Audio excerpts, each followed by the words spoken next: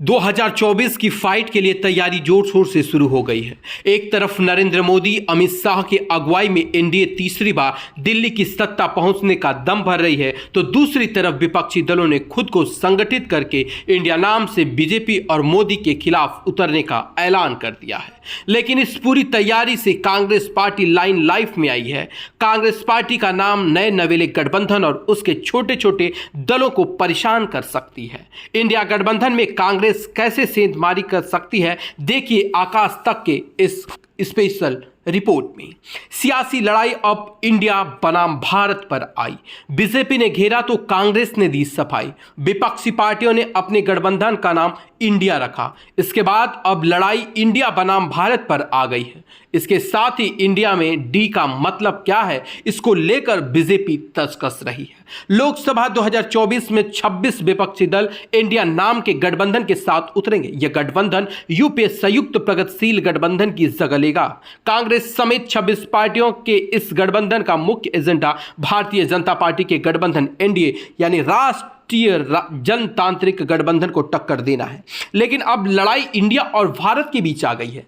नाम में बहुत कुछ रखा है, इंडिया और बीजेपी। विपक्षी पार्टियां बीजेपी को उसी के राष्ट्रवाद वाले मैदान में चुनौती दे रही हैं। विपक्षी की 26 पार्टियां द्वारा अपने साझे मोर्चे का नाम भारतीय राष्ट्रीय विकासवादी समावेशी गठबंधन या फिर संक्षेप में इंडिया रखना सामूहिकता की कई विशेषताओं को दर्शाता है। इसे पहले से निर्धारित लक्ष्य को हासिल करने के लिए मजबूत इरादे संकेत के रूप में देखा जा सकता है। इसे भाषा और राजनीति का अस्थिर या साध्य खिंचाव भी कहा जा सकता है। देश के ऊपर नामकरण का एक मतलब यह है कि गठबंधन भारतीय जनता पार्टी बीजेपी को उसी के राष्ट्रवाद वाले मैदान में टक्कर देने के लिए तैयार है। उन्हें उम्मीद है कि नामांकन के पीछे जो उनकी मंशा थी, मतदाता उसे समझ पाएंगे कि भारतीय जनता पार्टी समावेशी भारत के विचार की विरोधी है। रणनीतिक और वैचारिक दोनों वजहों से यह पार्टी बीजेपी के विरोध में एकजुट हुई है। इंडिया की स्थापना के पीछे इन पार्टी को सत्ताधारी दल की ओर से लगातार हुई परेशानी भी एक बड़ी वजह मानी जा रही है। राजा सत्ता की ताकत पर सवार बीजेपी के हमलावर अभियान की वजह से इन पार्टियों के राह आसान कर दी है। अगर 2024 के आम चुनाव में जीत मिली तो प्रधानमंत्री पद पर पहले से उसका कोई दावा नहीं होगा। वर्ष 2014 में जारी भाजपा के दबदबे को चुनौती देने के लिए विपक्ष की ओर से इंडिया का गठबंधन को अब तक की सबसे मजबूत सामूहिक कोशिश कहा जा सकता है।